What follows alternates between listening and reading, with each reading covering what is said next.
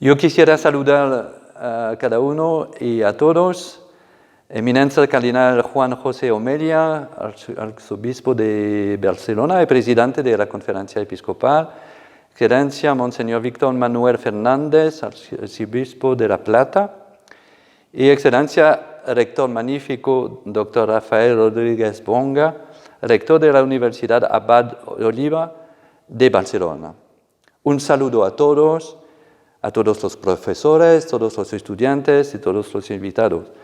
Considerando la invitación del doctor Sergio Rodríguez López Ros, es un placer para mí ofrecer a ustedes unas reflexiones breves a propósito de la encíclica Fratelli Tutti, todos hermanos y hermanas, en particular sobre la dimensión ética y política de esta encíclica, que fue presentada como una encíclica política, pero que es realmente una reflexión sobre la caridad y la paz. Entonces, el título de mi intervención es La fraternidad, una inspiración y una renovación de nuestra vida común para la democracia y para la paz. La primera parte de mi exposición, de mi trabajo, de mi reflexión, es a partir de la figura simbólica del buen samaritano, el buen samaritano y la amistad social. La figura particularmente simbólica del buen samaritano, que da cuidado al hombre herido y abandonado al lado del camino, da a la reflexión del Papa Francesco, en su encíclica Fratelli Tutti, una referencia esencial para pensar hoy la relación fraternal y la vida colectiva y política. La segunda parte de la encíclica Fratelli Tutti, en particular los capítulos 5 y 6, da en efecto a la política, a la vida política, un papel determinante para la promoción de la fraternidad. Se podría decir que el paradigma del buen samaritano se puede interpretar como la salida de sí mismo que dice su propia humanidad, así como la traducción en acción concreta de las referencias que decimos en nuestras profesiones de fe y que nos conducen a cambiar nuestro itinerario cuando es necesario para encontrar al otro y compartir con ello nuestra atención y compasión. No se trata solamente de hablar del valor moral del amor fraternal, sino también de actuar y cumplir un amor auténtico que consiente a la complementariedad. Yo soy y estoy aquí para ti y contigo. Necesitamos uno al otro. El acto de amor es gratuidad y hospitalidad. El ser amado tiene valor para mí, un grande precio, como dice el texto del profeta Isaías, cuando Dios habla de su amigo. Tú tienes valor para mí. Efectivamente, se trata de evitar que la fraternidad sea reducida únicamente a la esfera de la relación interpersonal. La vida política es, por excelencia, el lugar del encuentro, del diálogo y de la responsabilidad compartida. Eso es la definición de la democracia misma, un espacio donde cada uno puede exprimirse y participar a la decisión, a la perspectiva del bien común y de la justicia. La democracia como proyecto y como práctica política es la traducción en acto de esta visión del mundo abierto, como dice el capítulo 3 de la encíclica, más fuerte que el mundo cerrado de los solos intereses individualistas, un mundo y una relación que considera al otro con su sensibilidad, su opinión, sus talentos y sus proposiciones para el presente y el futuro colectivo. Yo puedo leer unas líneas de la encíclica. También, dice el Papa Francisco, también hay un aspecto de la apertura universal del amor que no es geográfico, sino existencial. Es la capacidad cotidiana de ampliar mi círculo, de llegar a aquellos que espontáneamente no siento parte de mi mundo de intereses, aunque estén cerca de mí. Por otra parte, cada hermana y hermano que sufre, abandonado o ignorado por la sociedad, es un forastero existencial, aunque haya nacido en el mismo país. Es el número 97 de la encíclica. El espacio democrático en la vida política como en la vida social es un lugar abierto donde el encuentro es posible y donde la palabra puede ser oferta y intercambiada sin miedo, donde los derechos y deberes mutuos son respetados y actualizados. La amistad social, tema central de la encíclica, es el otro apellido de la fraternidad: atención, benevolencia, busca de una relación justa. No es un comportamiento débil, sino una postura moral fuerte que refusa el desprecio particularmente a los más frágiles y que abre a la construcción de lo que se puede definir como una corresponsabilidad.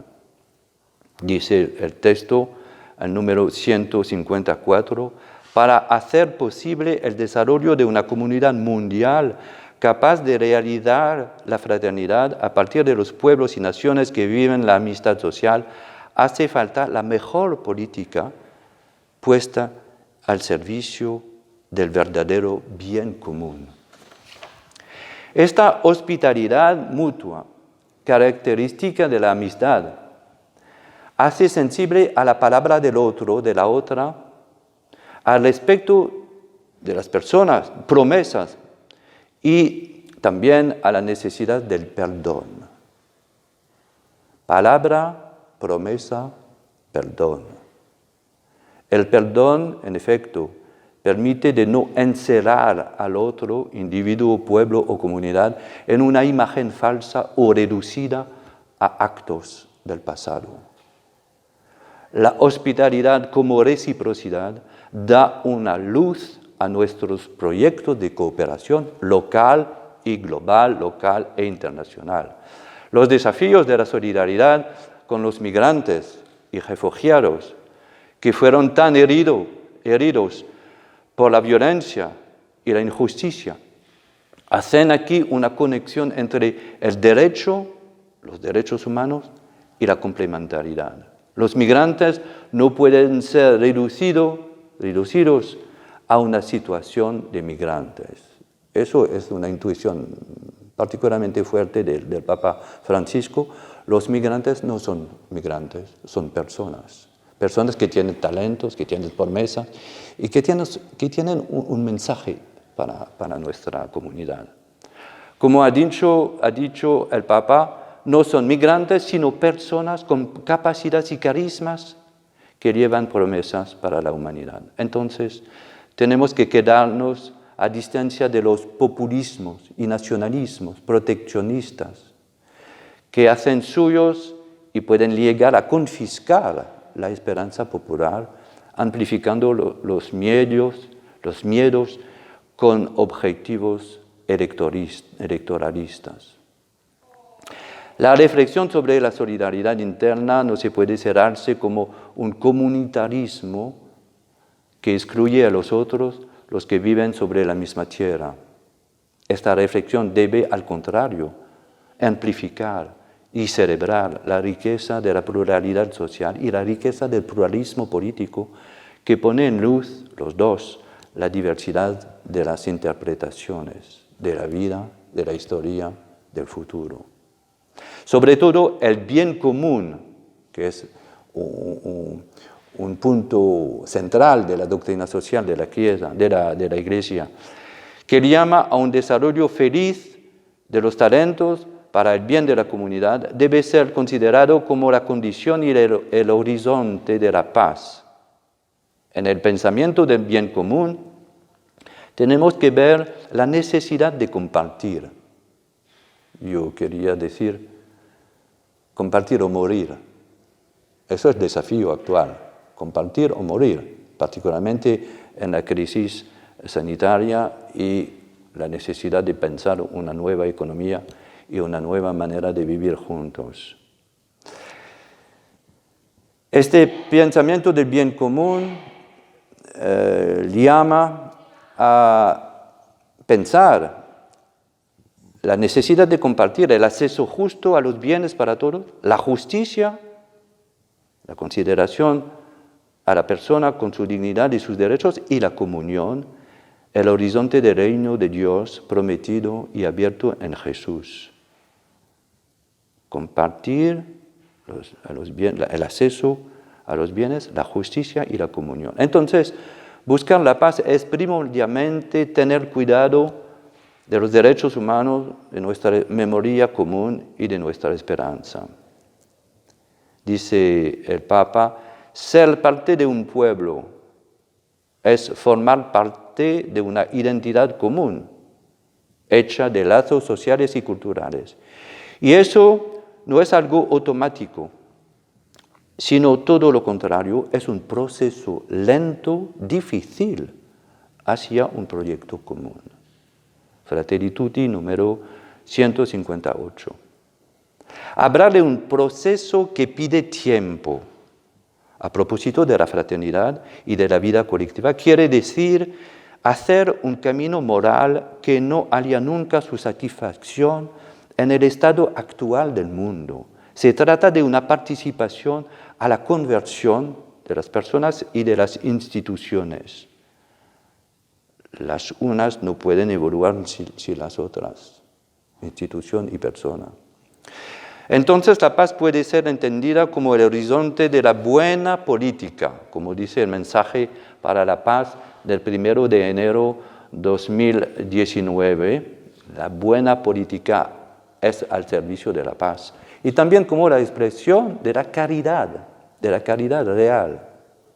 Dice el texto de Fratelli Tutti, la verdadera caridad es capaz de incorporar todo eso, la vida privada y la vida colectiva, la legalidad, el bienestar mínimo, los cambios comerciales, la justicia social y la ciudadanía política.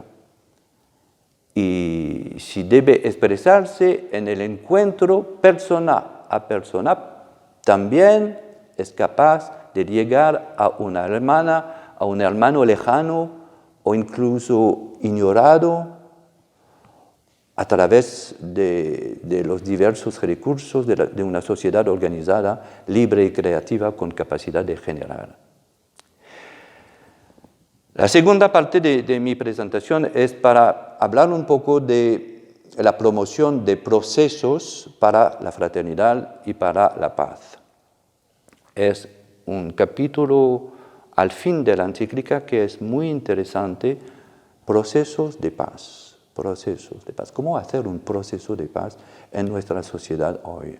Si la esperanza y la esperanza de la fraternidad consiste en pasar de un mundo cerrado a un mundo abierto y del miedo a la confianza, la primera exigencia de esta fraternidad es la hospitalidad, el deber sagrado de la hospitalidad. Eso lo entendimos bien, pues la hospitalidad es el acto especial por lo cual estamos a la puerta y salimos de la casa para acoger al otro, para acoger el regalo del encuentro y el mensaje que lleva a la persona que recibimos. Pensamos claramente aquí a la experiencia de Abraham, el hombre de Mamre, en el libro de la Génesis, cuando Elio está a la entrada de su tienda y que pide al pasante o a los pasantes. No sabemos si hay un pasante o dos.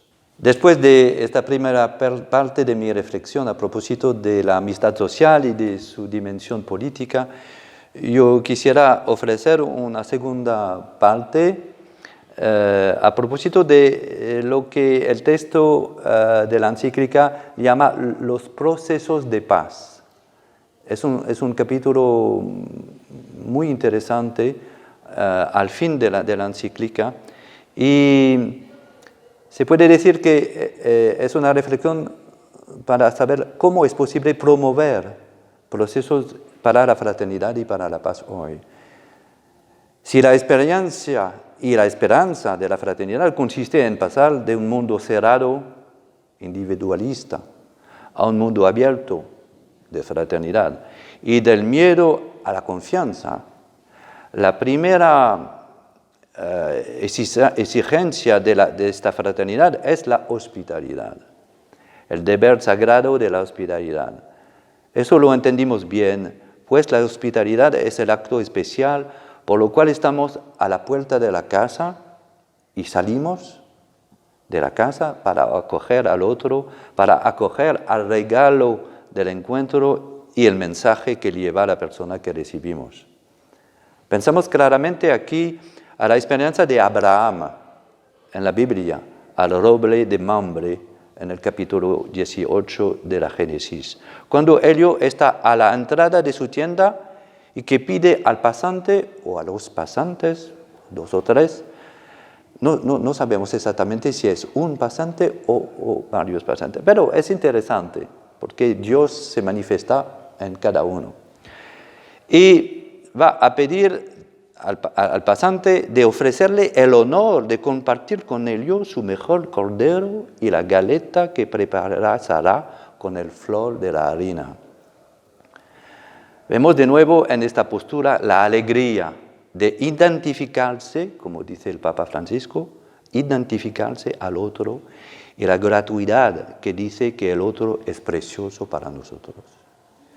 Si queremos exprimir eso con los conceptos de valor, de derechos humanos y de deberes, podremos decir que la fraternidad ofrece una dimensión de significación y realización llena a la libertad y la igualdad. Sin la fraternidad quedamos solos, con nuestra libertad individual. La fraternidad nos permite de salir de nuestra soledad para acoger a él, a ella que viene. Número 103, 107, 110 de la encíclica. Los caminos de la fraternidad se abren cuando hacemos la opción del servicio, del cuidado, de la cura, de la destinación común y compartida de los bienes creados, de la creación y de nuestra producción humana también. Así lo dijeron los padres de los primeros siglos cristianos, Basilio, Ambrosio de Milano, Agustino de Hipone. Esta destinación universal de los bienes funda y actualiza todos los otros derechos, derechos de las personas y derechos de los pueblos, para aprovechar la tierra, sus recursos y los bienes productos. La fraternidad, en su interpretación universal, da sentido y abre a una otra lógica de desarrollo humano e integral, que rompe con todo deseo de apropiarse los buenos necesarios para la vida. Es una lógica comunitaria. Un techo para todos, una tierra en común, un trabajo para cada uno, cada una, al servicio de los otros. Cuando el individualismo o los particularismos parecen incapaces de admirar las promesas que llevan a los otros, la fraternidad ofrece a los y las que viven en realidad una alegría profunda que amplifica la mirada y pone en luz la capacidad del poliedro. El poliedro es esta figura que le gusta mucho al Papa, el poliedro, porque dice que no es una esfera, sino un volumen que dice la riqueza compartida de los caminos y de las culturas. De una manera más activa, parece importante de hablar con esta encíclica de la fraternidad como camino, como un proceso de humanidad que puede realizar realmente, concretamente la paz. En el capítulo 5 el Papa quiere precisar que se puede ayudar a una persona, pero se puede también crear procesos sociales y políticos de justicia. Los procesos o caminos de fraternidad tocan en efecto la educación, la práctica de la subsidiariedad, que es una responsabilidad compartida, y la coexistencia común. Aquí es una referencia al documento sobre la fraternidad para la paz mundial y la coexistencia común que el Papa ha co-firmado con el imam de Abu Dhabi en febrero de 2019. La amistad social llama la opción primera para el diálogo, recibir y dar. Yo recibo y yo puedo dar. Entre ciudadanos, entre los actores de la vida colectiva, entre las ciencias, entre las culturas. Necesitamos de pensar y construir procesos de encuentro con benevolencia. 223, 217. Este camino de fraternidad es un camino de verdad histórica. Tenemos que ofrecer la verdad a las personas y familias heridas en su carne, en su memoria, cuando uno de sus próximos fueron maltratados o han desaparecido en luchas entre hermanos.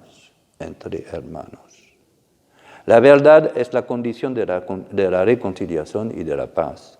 Hace falta sobre este punto hablar de una reconciliación, dice el Papa, proactiva. Perdonar nunca quiere decir olvidar. Necesitamos hablar de la Shoah, de los sufrimientos inconmensurables de Hiroshima, de Nagasaki, de los genocidios, de las dictaduras. Nunca olvidar, nunca relativizar, pero romper el círculo vicioso de la violencia y de su justificación ideológica. Permitir finalmente a la comunidad humana y a cada ser humano de salir de la violencia en su relación con los otros y en su corazón. No se puede hallar en efecto una justificación para la violencia y la guerra, aunque vamos a una guerra para una razón que digamos noble, no es posible dar una justificación.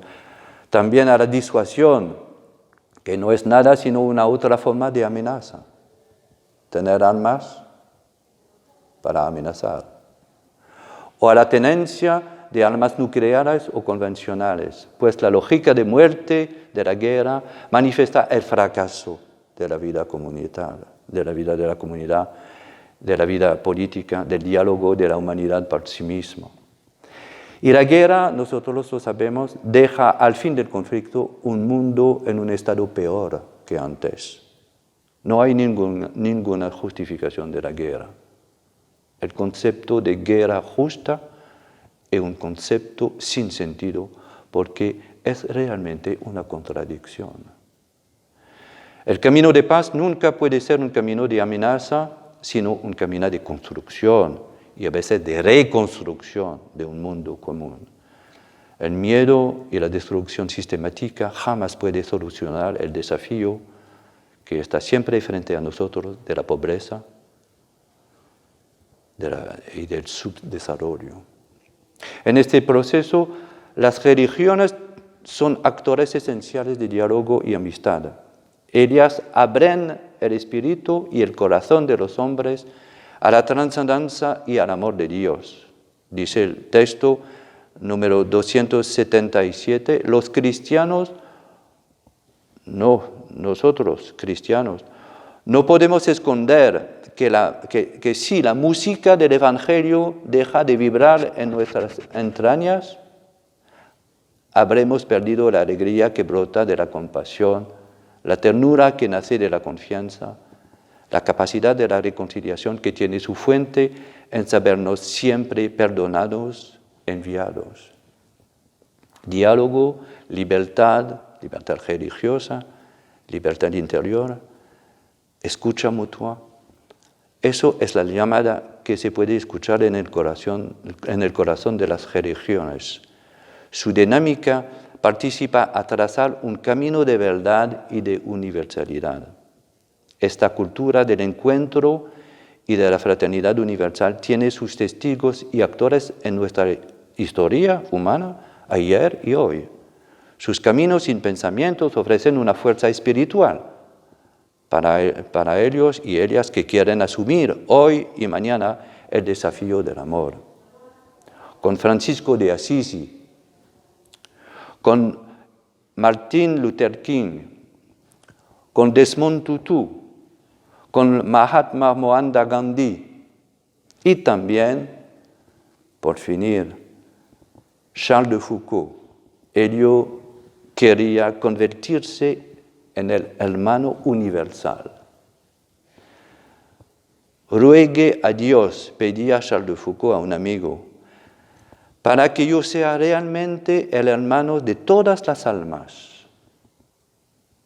Ello quería ser, en definitiva, dice el Papa Francisco, el hermano universal. Pero solo identificándose a los últimos, llegó a ser hermano de todos. Y el Papa acaba su encíclica diciendo que Dios inspire este sueño a cada uno de nosotros. Amén. Es el número 286 de la encíclica Fratelli Tutti. Discúlpame para mi español, que no es perfecto, y gracias para la atención y un maravilloso tiempo de Navidad para todos. Gracias.